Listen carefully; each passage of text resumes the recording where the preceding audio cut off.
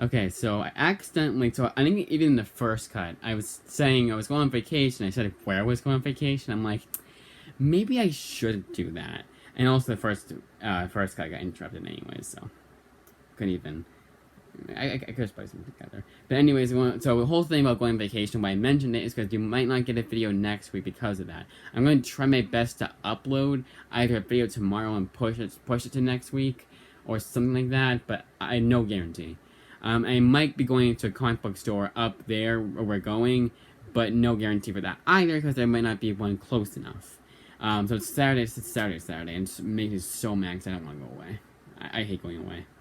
And I could have gone home early, 2 days early, but that's not gonna happen because my sister and my boyfriend are going to go home early because they have to work. Apparently, I can't go with them. Makes no sense. Yeah, I can't cook myself, which is absolutely, it's probably the saddest thing about me. I can't cook yet. Well, all of it has to do with disabilities. The longest time I couldn't do it because I couldn't see it, and it was I have bad motor skills. So. Maybe that's not an excuse. I just don't cook when I was younger. Anyways, Term Life is the first comic book reviews. Term Life, just okay movie. Not a whole lot to it, but it does try a bit more than you'd expect it to. Is it a zero?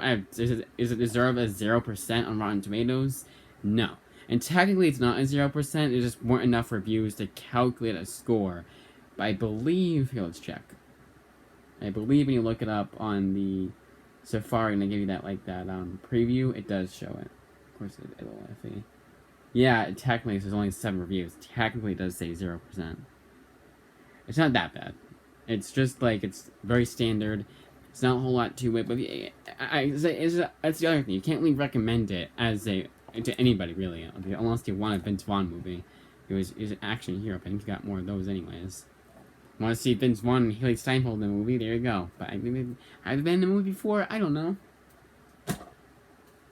Pretty sure they haven't. Man Eaters, nice little not nice little, but it's a guilty pleasure of mine. It's written. Yes, the message they're getting across is very on the nose and way too on the nose for most people, and it's a terrible message also. But it's also competently written enough to where, again, I can just get through it fine. And it's also a guilty pleasure. At the end of the day, it's a guilty pleasure. I know it's terrible, but I still enjoy it.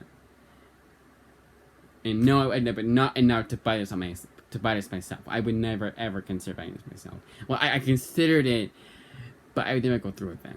Even if it was $1 each, I wouldn't do it. I probably would do it if $1 each. Let's be honest. I'm a sucker for cheap trades. I found it for $1 each at Newbury Comics. I get a whole entire series. Next up, we have Wayward. Speaking of getting a comic series myself, this series is so damn good. I might just buy the whole entire series myself. It's honestly the only Jim Zub image book I would need to complete my collection, also. So I might just do that. Now they did have some cheaper options for third-party sellers, but I bet you any money all those are gone. Because all of them were left in stock. So maybe I'll do that. Maybe I won't. I might. I don't know. Probably not very soon. Even that, I don't know. It's such a damn good series. I highly, highly recommend this series. If this was my first time reading it, I would say it may pick of the week. But I don't do that for books I just read. For books I just read. For books I've read before. Books that I've read it for the first time, yes, but not rereads. And honestly, there's one coming up that's a reread that outshines this one even. Next up, we have Welcome Back by Christopher Sabala, and we still have yet to read a Christopher Sabala book that I actually really enjoy. The only one that came close was the first issue of Crowded, and that was one of those books that I enjoyed the cliffhanger ending, and it got good again as it went along, got better. But it was also one of those books that I wanted to buy myself, But we have yet to see if I've only read 2. I've read this and Dirtbag Rapture. So hopefully the next one I read, or when I read the next volume of the series, it'll be much better than the first. It does end on a pretty damn good cliffhanger, like the first issue, Crowded, where I was actually very interested in it. And it wasn't just because I wanted to see where it went, but no, it's still, it's still just care about that. It made you care about the characters and the world and everything like that. So you want to keep reading. I think I just said, no, I don't mean this, I mean this. And I just said the same exact thing. Star Wars Legacy, Volume 9. This is...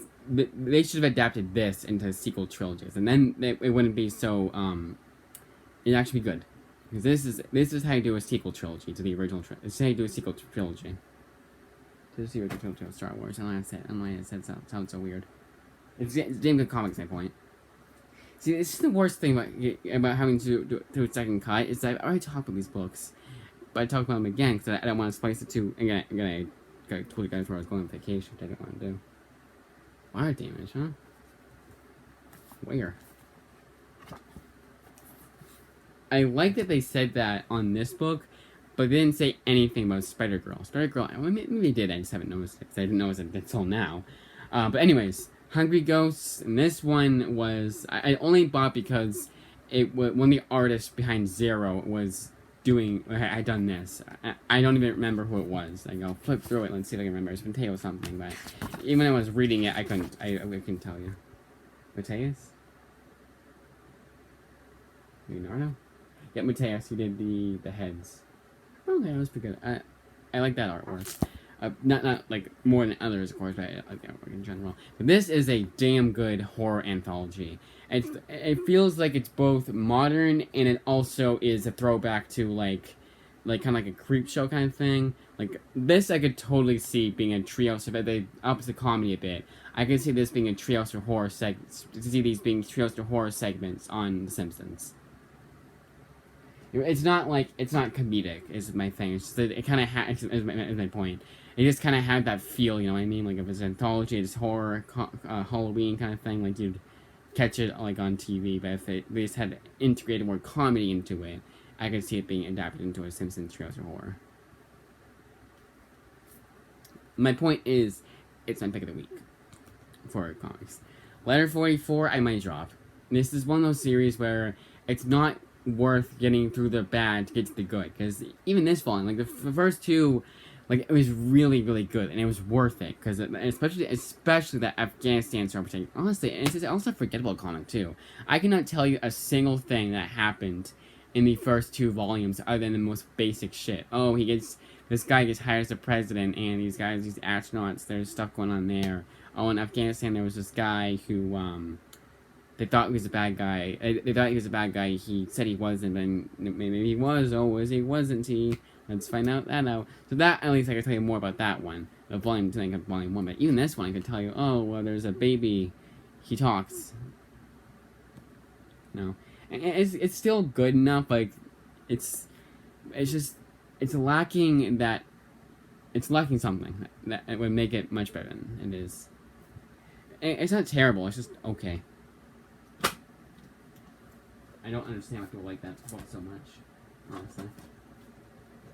Next up, we have Kim Reaper, and like with Volume 1, it's the kind of comedy I'd want from this kind of story. Not in general, it's this kind of story they're telling. It begins a more ridiculous, outlandish kind of thing. But it's not as good as the first volume. I wonder if that's partly due to the fact that I had such low expectations for Volume 1, that because I was so surprised, I liked it more, just based on the fact that of that. I'm like, I thought it was going to be terrible, but it actually ended up being good. I want to say it's not exactly true, but honestly, when I really think about it, what did this book do worse than the first one did? And it's not like so much worse. It still is a damn good comic. I still give it like, let's say I give like the first one an 8 out of 10, or no, I give the first one a 7 out of 10. This would be a 6 out of 10. But it wouldn't be any lower than a 6 out of 10. It was still enjoyable. Still, if you like the first one, you'll still like this one, but not as much. Kim and Kim, if you like the first one, they like this one too. And I didn't like the first one that much, but I didn't hate it. I just thought it was just basic. 5 out of 10, just average. Average as average can be, and it's so average that's boring at times. But again, it's not like agonizingly boring, like how Squirrel Girl was. It's not agonizingly insulting as Squirrel Girl was. It's just basic. A History of Violence. This is the comic book adaptation, obviously. I don't know why I said that so weirdly.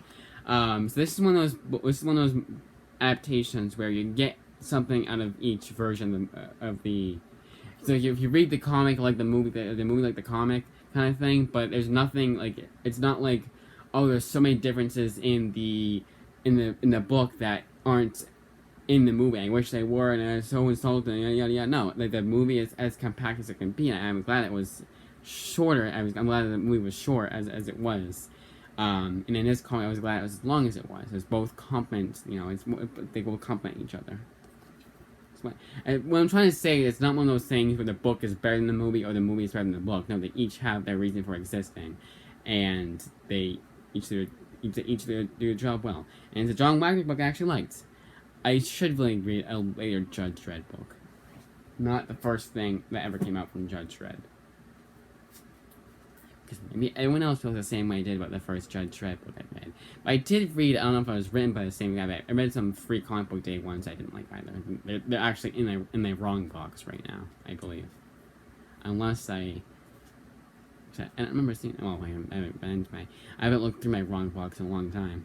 Sometimes I'll do it. Honestly, my wrong box has changed drastically over the years. There are books that were in there now that I completely changed my mind about. Like, oh, I actually really like this book, so maybe that'll change. Gotham by Midnight, pretty damn good, just all over the place. But I'm not exactly going to be seeking out Volume 2. Nor am I going to seek out Volume 2. Oh, sorry. Seek out Volume 2. I was pointing to the iPad. That's where I read my comics, either legally or sail at high seven seas. If you know what, if you catch my drift. Everyone did. Gotham Midnight. It's good. It was a Ray Fox book. I was glad that I actually can say it was a Ray Fox book I really enjoyed. And this was it. It was nice horror. It was different too. Honestly, it felt a lot different than anything else DC was pumping out at the time. I could be wrong, but at least from what I've read. And I've read a good amount of DC books. Gotham Academy, I am struggling. It had a good-ish cliffhanger ending, but there's so many volumes of a series. There's 3 volumes of the original series, then 2 more, so 5-volume series. And I'm honestly debating if I should continue with the series. It wasn't terrible, but it wasn't good either. I didn't absolutely adore it. I didn't absolutely hate it like I did last time I read it. I was kind of like indifferent, and it's one of those books that I'm like, do I want to keep on with it? And probably will. Might as well for me. I'm gonna get other books that I don't like. Because it's only 3 volumes, like Kevin Kim.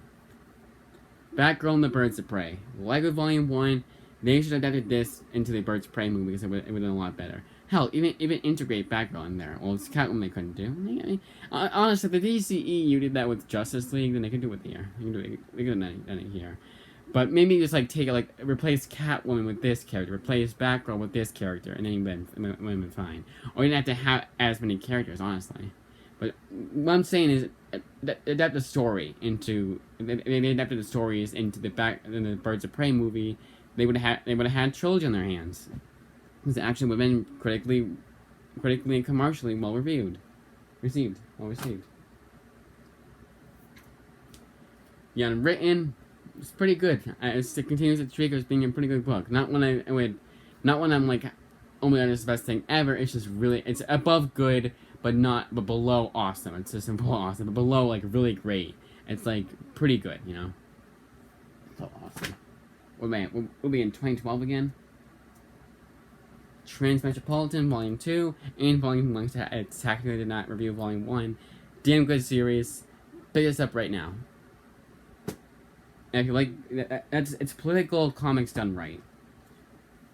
It's in a nutshell what it is. And even if you don't like politics in comics in general, you're still really like Transmetroploitan. There's enough in it for everyone. That is above the age of that can read mature comics course. I always argue like, oh well, like so it says 17 out because that's what I assume because like basically it would be an R-rated movie if it was adapted into a movie, but I never say like, oh you have to be 17 to read this comic.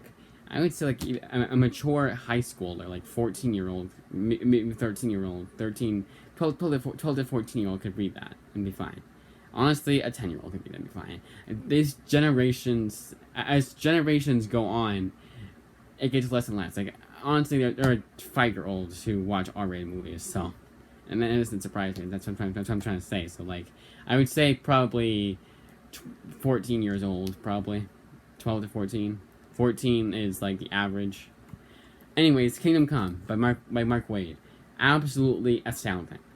This is a damn good comic. It came out in the 90s, and honestly, it feels more modern than any 90s books I've ever felt that I've read. It's absolutely outstanding. Pick this up right now. It's honestly worth for the $40 price tag, although there is a lot of extras that I didn't need. So, I would say maybe get the one that doesn't have as many extras. Unless like the extras. It's like you get character designs and what about characters. So if you want that, then you got that. But I didn't care. But other than that, it's just like a game. And it's not even anything having to do with the comic itself. It's just this version of it, the deluxe edition. And it's 20th anniversary too. Wow, 20 years. It honestly feels like it should be their 10th anniversary this year. It feels that modern, and in a good way.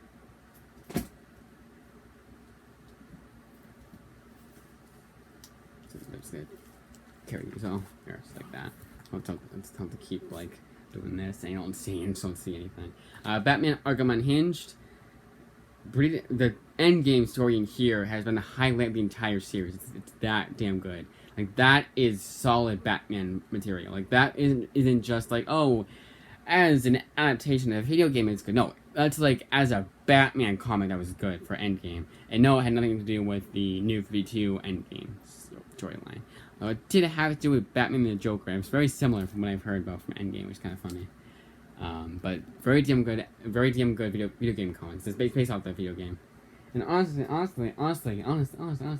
like I keep saying, like, if you just give me the first issue of this series, and you didn't tell me it was based off the comic, I would not be able to tell you what it was. And yeah, that's because how well the video games adapts the comics, but I mean just like, because there are certain changes they make to the video games that the comics now, and it says there's a certain feel to the video games and the comics do, and also it's an adaptation of the video games written by an unknown writer. So you'd expect it to be just like standard, you know, like, oh, I played the video game, but I skipped the cutscene, so here's this, but I saw it in the actual gameplay itself, you know, that kind of thing. Or you adapt the actual video game into the comic. There's 20 different ways they could have done this video game adaptation comic, and they did none of them, and it actually made it into its own thing. To where it, not its own thing, but where it felt like it was a Batman comic more than a video game comic, you know?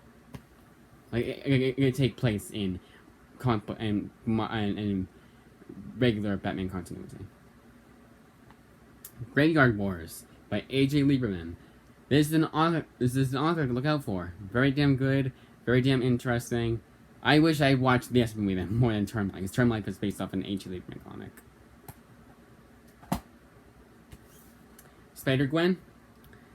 It got better. Honestly, especially towards the end, there was no more stupid fucking Spider-Gwen cringe-ass humor. And cringe as, like, a huge air quote, because it's not as bad as Squirrel... Because I feel like when I say cringe, like, oh, it's as bad as Squirrel Girl. That's what you say about Squirrel Girl. No, it's not as bad as Squirrel Girl.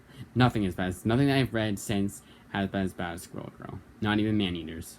But this, they downplayed that stupid Spider-Gwen banter humor that was really annoying more than, you know, like Spider-Man, it's more endearing than annoying, you know what I mean? Like, yeah, it's annoying to the other characters, you know what I mean? But here it's annoying to everybody. That's the only nitpick with this series as a whole. And again, there was not a whole lot of it, and actually none of it towards the end. So it got better. That's my point. Yeah, Rogue. Also, I mentioned this before, and it's just because I remember being. This is is a great example of an underrated X-Men book that everyone should check out. Like I can totally see like what culture or comic pop reviewing this comic and saying the exact same thing about to say, and it's an underrated X-Men comic that flew under the radar, and everyone should check out. And honestly, it's kind of sort of out of continuity, so you just pick this up only knowing a little bit about the characters, and then you wouldn't. There's a couple things that happen, yes. So it technically is in continuity, but I wasn't too confused. Like I read nothing else that nothing that like something that happens with Gambit, and I hadn't read that storyline, and I was still not too terribly confused. To catch up to speed. So this is a good standalone comic for most part, unless you really want to know what happened with Gambit and why it happened. Because I'm pretty sure it happened in the storylines. They don't tell you what happened. So if I remember at least. So I'm pretty sure it was like it took place like X-Men 147 that came out that week or something like that. Ms. Marvel, Volume 3, the last one in the installment series, and I like it. I will not apologize for that. And it gets into like even your boy Zach, who absolutely despises this series. Even he had to say that there was some really well competently written portions in this book. So you have it. Even he has to admit that was better than he thought it would be. America, worse than I remember being. I almost don't pick up Volume 2. So I did get my wish. I wanted it to be as bad. I wanted it to be worse than I remember it being. The first time I read it, I wasn't like absolutely hating the comic like everyone else was. I was like, what the hell? But then I read it again, and I was like, oh, that's okay. There you go. Secret Avengers, damn nice surprise. Continue that streak being a damn nice surprise. I read it the first time, didn't really like it. There is a lot more like annoying comedy in here than it was in the first volume, but it's not as bad as I remember it being. Honestly, I don't know why I even said that in the first place, because it wasn't that bad. And honestly, if you get over that, you'll get a good. Everything else is good. And the only thing I didn't like about this book is the comedy. Everything else blew that out of the water. So I still recommend it. Even with the comedy downside. Doctor Strange Volume 3. They cover it completely. Yeah, I'm gonna say 3. Volume 3. Like with Secret Avengers, I didn't like it as much as I did the first time. Sorry, I liked it better than the first time. I didn't like it as much the first time as the second time, and it's completely like I completely changed my mind or changed my court. And honestly, in general, for Doctor Strange, like in general. Yeah. We got the X-Men 3-issue thing from the Escape the Negative Zone, James Asmus. It's really good. But it's like it's really good for a bargain bin book. But other than that, it's just average, and it's not terrible, honestly. It does keep your interest, but for a book this thin with only collecting 3 issues, being $19.99 and being a little bit more faster paced than your average annual issue would be, I can't say that's worth the money. And honestly, it should be on sale. I think even on Amazon, it got a pretty damn good discount, although it was from a third-party seller. And that, as they say, is that. Bunch of comics reviewed. See you guys next week, hopefully.